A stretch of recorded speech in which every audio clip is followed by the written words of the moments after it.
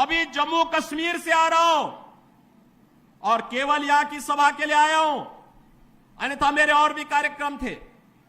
मैंने कहा नहीं, मैं जाऊंगा सरधना में, मैं इस बार जरूर जाऊंगा, 24 में मैं जरूर जाऊंगा। और बहनों भाइयों, मैं इसीलिए आया हूं आपसे कहने के लिए, जो लोग गुमराह कर रहे हैं उनके गुमराह में आने की आवश्यकता नहीं। ये लोग कभी नहीं आएंगे। फिर जाति के सौदागर उपयोग करेंगे, बाद में सौदेबाजी करके गायब हो जाएंगे। हमें किसी भी ऐसे व्यक्ति के बहकावे में नहीं आना है जिससे हमारा राष्ट्र धर्म खतरे में आए। याद रखना, इस देश के राष्ट्र धर्म को हमेशा खतरा जब भी आया है, इन्हीं लोगों के कारण आया है जिन्होंने जातीयता के आधार पर समाज के सामाजिक ताने बाने को छिन्न भिन्न किया है, हमेशा छिन्न भिन्न किया है।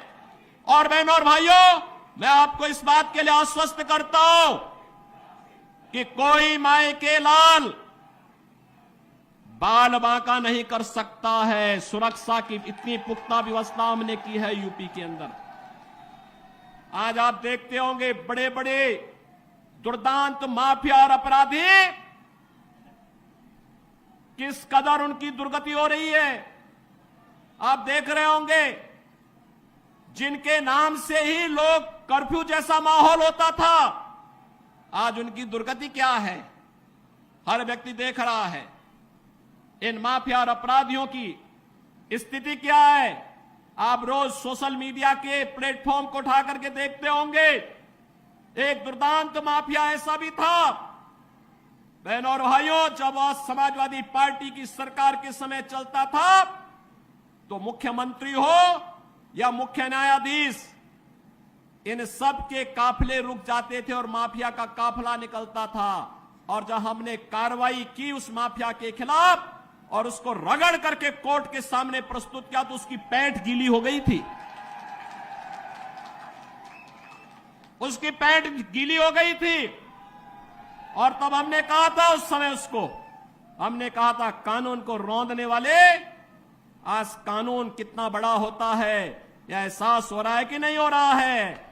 और निर्दोष लोगों को मारोगे तो मिट्टी भी नहीं मिल पाएगी। और बहनों और भाइयों, इसीलिए मैं आया हूं आपसे कहने के लिए, देखो, जिनकी गर्मी हम शांत कर चुके हैं उनको गर्म मत होने दीजिए। अब इस क्षेत्र को विकास की मुख्य धारा के साथ जुड़ने दो।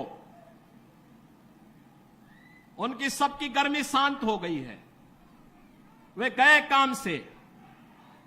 और इसीलिए मैं आप सबसे अपील करने के लिए आया हूं कि पूरे देश की एक आवाज है, पूरा देश एक ही स्वर में बोल रहा है। और वह बोल रहा है कि फिर एक बार मोदी सरकार, फिर एक बार